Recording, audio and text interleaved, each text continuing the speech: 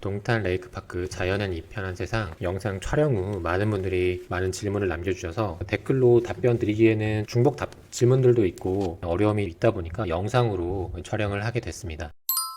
유튜브든 이런 것들이 활성화되면서 누구든지 쉽게 물어볼 수 있는 편리한 세상이 됐지만 혹여라도 내가 틀린 답을 받게 되면 책임은 누가 갖게 되는가, 이 부분에 대해서도 생각을 해보셨으면 좋겠습니다. 이 청약이라는 게 굉장히 큰 자산이기 때문에 스스로 확신을 갖고 신청을 하는 것과 그렇지 않은 것은 큰 차이가 있습니다. 많은 분들이 남겨주신 질문을 보면 갑작스럽게 관심을 갖고 하려고 하다 보니까 막 개념들이 엮여 있는 듯한 느낌을 많이 받았습니다. 이번 동탄 청약뿐만 아니라 앞으로 하반기에도 많은 청약 단지가 나올 텐데 내가 확신을 갖고 준비를 하고자 한다면 이런 플로우를 추천을 드립니다. 동탄 청약뿐만 아니라 앞으로도 청약 많이 하실 거잖아요. 제가 그래서 부디라고 적어놨거든요. 청약에 대한 계략적인 공부를 한번 해보셨으면 좋겠고요. 제가 쓴 아파트 청약 이렇게 쉬웠어라는 책도 굉장히 쉽고 많은 사례가 포함되어 있으니까 하루 정도면 충분히 읽고 이렇게 흘러가는구나 라고 이해를 하실 겁니다. 조금 더 심학습하고 싶다 라고 하시면 제가 운영하고 있는 분양권 청약 투자반이라는 프로그램도 있고요. 안에 들어오시면 카톡방이라든지 1대1 상담 이런 것들이 있기 때문에 도움이 되실 겁니다. 이렇게 공부를 하셨으면 본인의 상황 플러스 가족분의 상황까지 이렇게 엑셀로 한번 정리해 볼 필요가 있고요. 내 강점을 심화할 수 있는 부분이 무엇일까라고 떠올려 보시고 정리해 보면 좋겠습니다. 어떤 분은 특공이 있을 수 있고 어떤 분들은 무주택자 지위가 있을 텐데 이런 것들을 살리면은 하반기 안에는 내년까지는 당첨될 수 있겠다, 이런 감이 오거든요. 당첨자 사례도 많이 보고. 무엇보다 가장 중요한 것은 입주자 모집 공고일입니다. 특히나 동탄 같은 경우에는 공공과 민간이 같이 섞여 있다 보니까 많은 분들이 혼란스러워 하시거든요. 민간의 개념을 공공에 대입하기도 하고 공공의 개념을 민간에 대입하기도 하는데 헷갈릴수록 입주자 모집 공고문을 반드시 숙지를 해야 됩니다. 거기 안에 모든 정답이 나와 있거든요. 제가 아무리 어떤 이야기를 해도, 상담원분이 아무리 어떤 이야기를 해도 입주자 모집 공고문에 나와 있는 게 정답입니다. 다음에 청약하실 때는 꼭 그 전까지 예치금이라든지 기타 1순위 조건을 미리 맞춰놓으시는 걸 추천드립니다. 그리고 청약을 하는 거에만 의의를 두시면 안 되고 당첨 이후의 시나리오에 대해서 한 번쯤은 생각을 해보셔야 합니다. 왜냐면은 언제 팔지, 잔금은 치를 수 있는지, 이 지역에 대해서 선호도가 있는지 이런 부분도 굉장히 중요하거든요. 이런 부분들도 마음속에 결정이 돼야 청약을 넣을 수 있습니다. 생각보다 청약 조건을 잘못 이해해서 부적격 받는 세대 플러스 당첨되고도 포기하는 세대가 상당히 많거든요. 이게 가장 안 좋은 케이스예요. 굉장히 오랫동안 쌓아왔던 점수와 특공 다 날리는 거거든요. 포기하면 특공도 날아갑니다. 입주자 모집 공고문에 모든 정답이 나와 있습니다. 답변을 드리긴 할 텐데 혹시라도 부족하다라고 생각을 하시면 이제 입주자 모집 공고문을 확인을 하시면 됩니다. 공공분양의 1순위 자격들입니다. 보시면은 다 달라요. 공공분양의 특별공급에 신혼부부 어떤 조건이 필요한지 보면 청약통장은 6개월 이상, 노부모 부양은 12개월 이상, 많은 분들이 물어보시는 생애 최초는 또 12개월 이상, 선납금 600만원, 이런 것들이 다 다르거든요. 그러니까 내가 어떤 청약을 넣을지에 따라서 조건을 따라가 보시면 되는 겁니다. 입주자 모집 공고문 뿐만 아니라 청약홈 대표번호와 플러스 이 모델하우스 번호에 내 청약 자격을 물어보시면 가장 정확하게 알려줄 수 있거든요. 전화로 한번, 입주자 모집 공고문 상으로 한번, 또 제 영상을 통해서 한번, 이렇게 한 3번 정도는 체크할 수 있는 거죠. 결코 어려운 부분이 아닙니다. 청약은 오픈북 테스트이기 때문에 그렇고, 다만 개념이 섞이는 거는 갑자기 하려고 하니까 그런 겁니다. 그리고 많은 분들이 이제 물어보시는 게 청약 통장에 대해서도 그냥 청약 통장이 있습니다까지만 이야기를 하세요. 어떤 통장인지에 대해서도 언급을 하지는 않으시기 때문에 완벽하게 답변을 드릴 수가 없습니다. 공공을 넣을 수 있는 거는 현재 가입 가능한 주택청약종합저축과 청약저축이 있습니다. 이건 예전에 가입할 수 있었던 통장이거든요. 8호 이하 국민주택이 넣을 수 있고, 이게 현재 가입 가능한. 민간은 주택청약종합저축이랑 청약부금과 예금이 있는데 동탄 같은 경우에는 85제곱미터 초과잖아요. 그러니까 이 예금 통장이 있으면 넣을 수 있는 거죠. 그래서 만약에 내가 통장이 예금 통장이면 사실 공공을 이야기하는 거는 무의미한 겁니다. 왜냐면은 민간만 넣을 수 있기 때문에, 그죠? 그리고 반대로 청약저축만 있다면 또 민간을 넣을 수 없는 거죠. 그래서 어떤 통장을 갖고 있는지를 먼저 확인해 보셔야겠죠.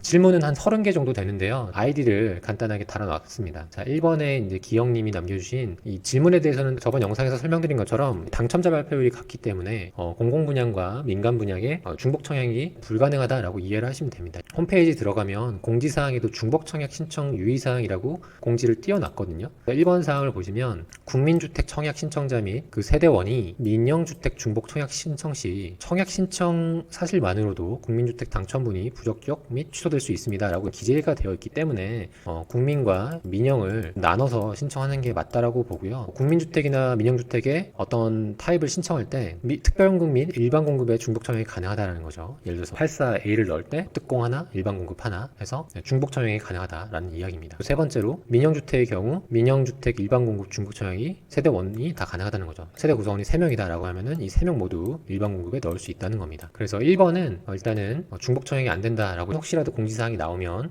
제가 올려드리도록 하겠습니다. 2번은 상담 신청은 공식적으로 하고 있지는 않습니다. 근데 이번에 오픈한 분양권 청약 투자반에 1대1 상담 프로그램을 넣어놨습니다. 모집 기간 안에 신청하신 분들만 상담이 가능하기 때문에 참고하시기 바랍니다. 3번 보겠습니다. 중도금 절반 정도는 신용대출을 받고 잔금을 치룰 때는 기존에 받았던 신용대출이 잔금대출에 영향을 줄 수 있습니다. 그렇기 때문에 계산을 해봐야 돼요. LTV와 DSR을 개념을 이해하고 받고자 하는 또 대출 금액이 있잖아요. 어떤 분들은 대출을 많이 받고 싶어하고 어떤 분들은 이자가 부담스러워서 대출을 많이 받고 싶어하지 않은 분들도 있기 때문에 계산해보면 되는데, 계산하는 방법은 유튜브 영상에 10억 아파트 당첨되면 자금 계획은 이 영상 편에 자세히 나와 있으니까 참고하시기 바랍니다. 4번 보도록 하겠습니다. 중도금 대출 연체가 가능할까요? 현장마다 다르긴 한데 제가 많은 상품들을 경험하면서 중도금 대출이 연체가 된다고 계약이 바로 해지되는 것들은 아니거든요. 물론 계약서상에 어떻게 명기되어 있는지는 봐야겠지만 이번에 책정된 중도금 회차는 2회차 분이기 때문에 보통은 한 중도금을 3회차 내지 않거나 하면 해지 통보서가 오는데 이런 경우에는 회차도 짧고 잔금까지 기간도 짧기 때문에 제 경험상으로는 무리 없지 않을까 싶습니다. 5번, 이주택자도 민영 5구 신청 가능한가요? 네, 가능합니다. 비조정 대상 지역이고 다주택자도 가능합니다. 다만 경쟁을 하면 무주택자가 우선권을 갖는다. 신청 자체는 가능합니다. 6번, 민영주택 평형 예상 인기 순위 한번 볼까요? 5구부터 115까지 되어 있고 예치금 때문에 115제곱미터 구간을 미리 맞춰놓지 못한 분들이 분명히 계실 거예요. 그리고 자금적으로도 5억대와 6억 5천대면 1억 차이잖아요. 이런 거에 대한 부담감, 한 38평형 정도만 해도 3, 4인 가족 살기 충분히 큰 공간인데 115는 또 약간 크다라고 느낄 수도 있거든요. 그래서 이 115 AB가 좀 낫지 않을까 싶고요. 95가 낮을 것 같긴 한데 이 부분은 제가 영상에서 이야기하는 순간 이 경쟁이 더 꼬여버리기 때문에 소신껏 판단하시면 될 것 같습니다. 8번 보겠습니다. 생애 최초 지원 예정입니다. 캡처한 부분이 공공분양의 생애 최초 특별연금입니다. 많은 분들이 헷갈려 하시는 부분이 뭐냐면 공공과 민간의 생애 최초 특별연금 자격이 좀 다릅니다. 1인 가구도 생애 최초가 가능하다라고 하는데 그 부분은 민간에서만 가능하거든요. 공공에서는 1인 가구가 생애 최초 청약이 불가능합니다. 모르고 넣었다간 부적격을 받기 때문에 유의를 하시고, 또 선납금이라는 개념이 있어서 입주자 모집 공고 현재 600만 원이 들어가 있어야 됩니다. 9번입니다. 세대주인 자녀가 집이 있으면 해당이 되지 않습니다. 9번, 10번 보겠습니다. 생애 최초의 미혼이며 세대원으로 있는 사람도 지원 가능할까요? 라고 하셨는데 방금 8번 답변 드리면서 이야기 드렸기 때문에 참고하시면 되겠습니다. 11번도 거의 비슷한 질문이죠. 600만 원이 넘어야 특별연금 지원을 할 수 있는 게 맞을까요? 라고 하셨는데 그런 게 있고 그렇지 않은 게 있기 때문에 입주자 모집 공고문을 확인하시면 되겠습니다. 12번 보겠습니다. 당첨선은 어느 정도로 예상하는지 예전에는 보통 인기 있는 단지는 한 15년 정도 꾸준히 10만 원씩 불입을 하면 당첨권이었는데 이번에는 굉장히 치열할 것 같습니다. 예를 들어서 15년을 월 10만 원씩 불입한다라고 하면 1년에 120만 원이잖아요. 1번원이면은 1,800만 원이거든요. 이번에 나온 동탄 단지가 굉장히 뜨거워서 15년 이상의 1,800만 원 이상의 금액이 나오지 않을까 생각을 해봅니다. 민간 분양 특공도 소득 제한이 있나요? 이번에 나온 민간 분양은 이제 85 초과이고, 민간 분양의 입주자 모집 공고문을 보시면 첫 페이지에 특별연금 및 일반 공급 소득 및 자산 보유 기준 미적용이라고 나와 있습니다. 8호 초과여서 노부모와 다자녀 특공만 있거든요. 그렇기 때문에 보지 않는다라고 참고하시면 되겠습니다.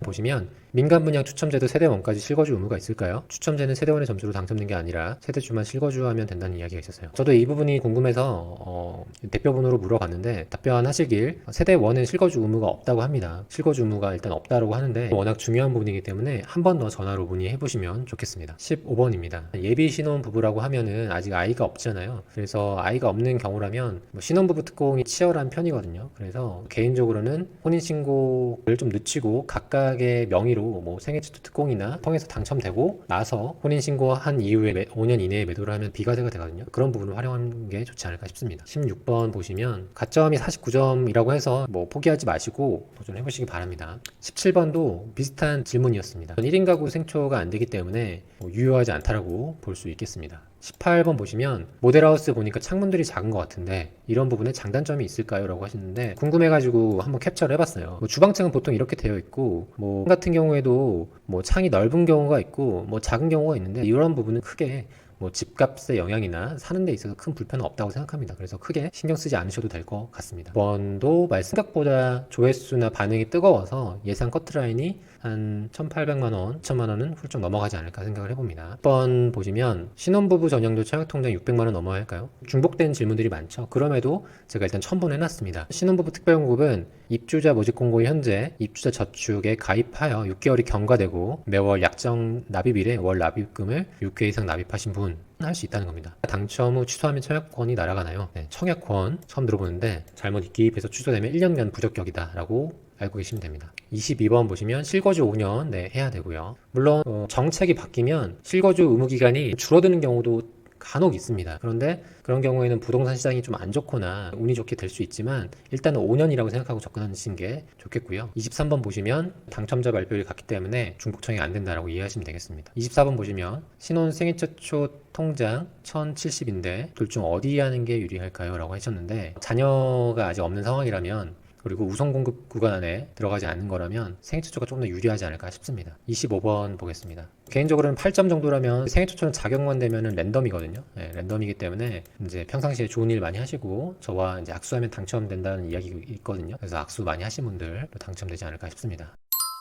26번은 민간 중에 하나만 선택하는 것이 맞다라고 이해하시면 되겠습니다. 27번 보겠습니다. 1주택자는 당첨이 되면 기존주택을 3년 이내에 매각해야 되나요? 그렇지 않습니다. 그런 조건은 없습니다. 28번 보시면 입주할 여건이 안 되는데 처음에 전세 주고 전세 자체가 안 됩니다. 실거주기 때문에 임대 자체가 안 되는 거죠. 29번 보시면 경기도 거주하지 않는 사람은 조건이 없나요? 학교는 경기도였는데 이 등본상의 주소지를 기반으로 하기 때문에 증빙이 가능해야 합니다. 30번 보시면 입주자 모집 공고일을 기준으로 현재 수도권에 거주하셔야 되는데 지금 충남으로 주소지가 되어 있다라고 하면은 이제 신청 자격 자체가 안 되는 겁니다. 31번 보시면 GTX 운정역 주상복합 전용 84 사전청약 당첨됐는데 분양가가 얼마인지 기입을 안 하시고 또 몇 단지인지 기입이 안 돼 있어서 정확히 모르겠는데 개인적으로는 GTX A 주변의 단지들은 괜찮게 보고 있습니다.